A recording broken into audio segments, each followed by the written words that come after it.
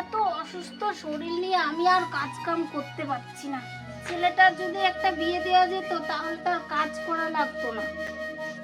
তাহলে বৌমা আনার ব্যবস্থা করছি। আমিও শুনতো। বাবা কি বলবে বলো।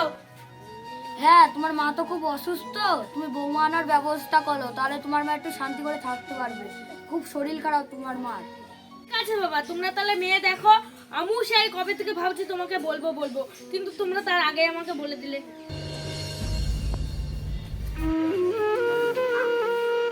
বাবা আমিও শুনতো। কি বলবা বলো। না রে বাবা, তুই তো বেকার, তোর তো মেয়ে দিতে যাচ্ছে না।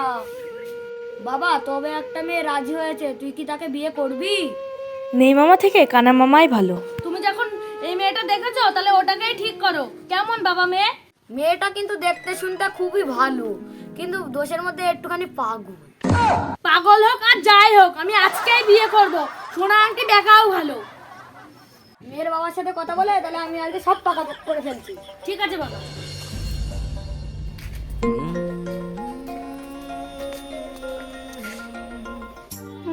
মা দেখি দেখি দেখি আমার বৌমাটা কি সুন্দর, ফুলের মতো মিষ্টি মেয়ে, লক্ষ্মী প্রতিমার মতো চেহারাটা আমার বৌমা, সুন্দর, আমার খুব ভালো বৌমা। থাক থাক থাক, তোরা সুখে থাক, ভালো থাক, যাও তোমরা ঘরে যাও, সংসার করো। যাও ঘরে যাও।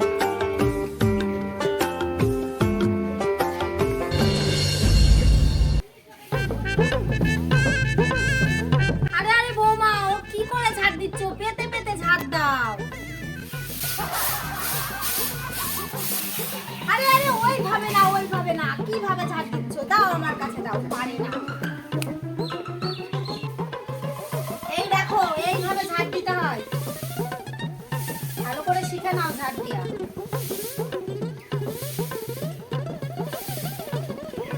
যাও মা, আমি ঝাড় দিয়ে দিচ্ছি।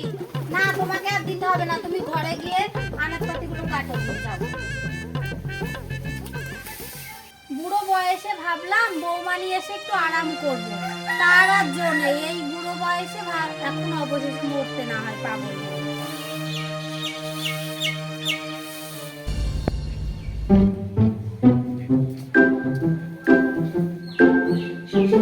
বৌমা আজকে খাসির মাংস নিয়ে এসেছি, ভালো করে কষিয়ে রান্ধো তো। নুন হয় না, ঝাল হয় না, কেমন এল্লে এল্লে লাগে আমার কাছে। আদা পাতা দিয়ে ভালো করে কষিয়ে রান্ধো খাসির মাংস। আমার বন্ধু আসবে তো আজকে। ঠিক আছে দাও।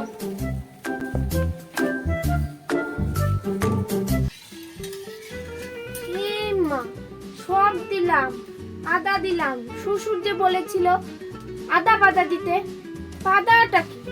পাতা আমি পাবো কোথায়?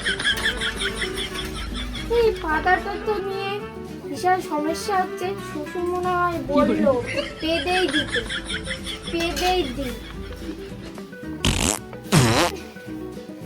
মা ঘর থেকে তো ব্যাকুচি পড়েও গেল, দিয়েই দিই।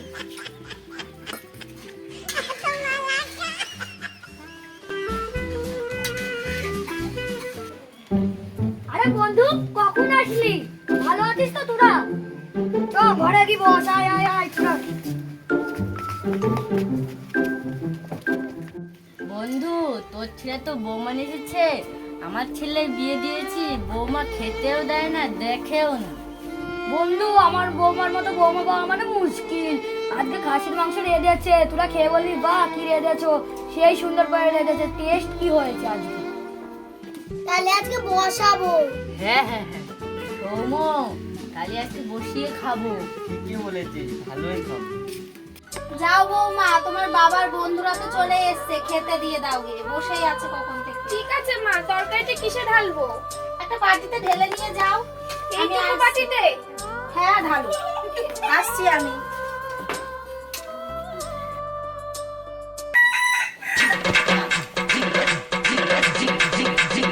ও আজকেটা বসান দিলাম না, একদম দোষ করি।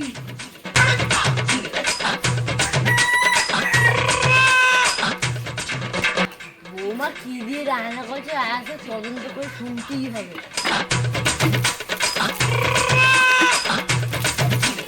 রান্নাটা আজকে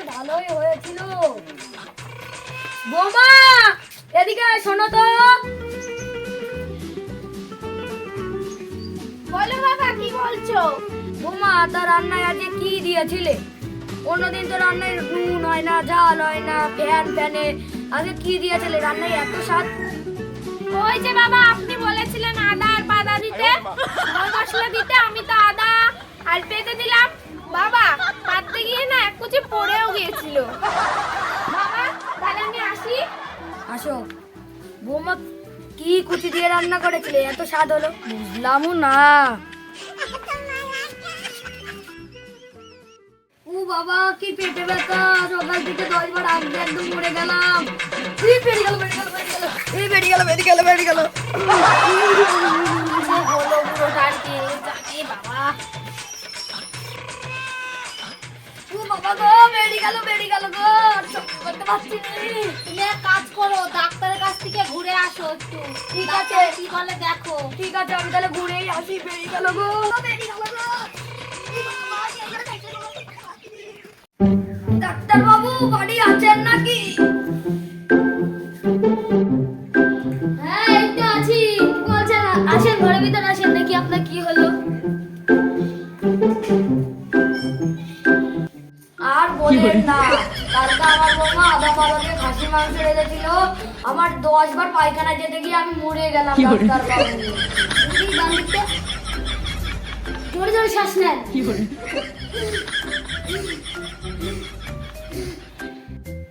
কেমন পাতলা পায়খানা হচ্ছে?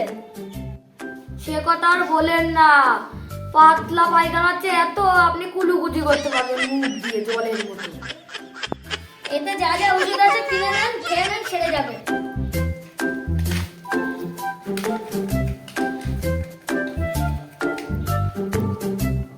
ঠিক আছে তাহলে আমি আসি ডাক্তার বাবু। ঠিক আছে। কি পেটে ব্যথা, আর বাঁচছি না। আজ আবার কি হলো তোমার? ডাক্তার বাবু এমন ওষুধ দিচ্ছে, পায়খানা করতে গিয়ে আমার পাশা চিরিয়ে গেছে, আমি আর বাঁচছি না গো, রক্ত মক্ত বেরিয়ে গেছে। তুমি এক কাজ করো, ডাক্তার বাবুকে আরেকবার দেখিয়ে আসো। ঠিক আছে, আমি জানছি সেই কষ্ট গো। ডাক্তার বাবু, ও ডাক্তার বাবু বাড়ি আছে? আজ আবার কি হলো আপনার? আর বলেন না ডাক্তার বাবু, যা ওষুধ দিয়েছিলেন সেইটাকে এমন পায়খানা কষা হয়ে গেছে, পায়খানা করতে করতে আমার পাশা চিড়ে গেল। কেমন শক্ত হচ্ছে তো আপনার পায়খানা? এমন কষা হয়েছে আপনার মাথায় মারলে মাথা ফেটে যাবে। হ্যাঁ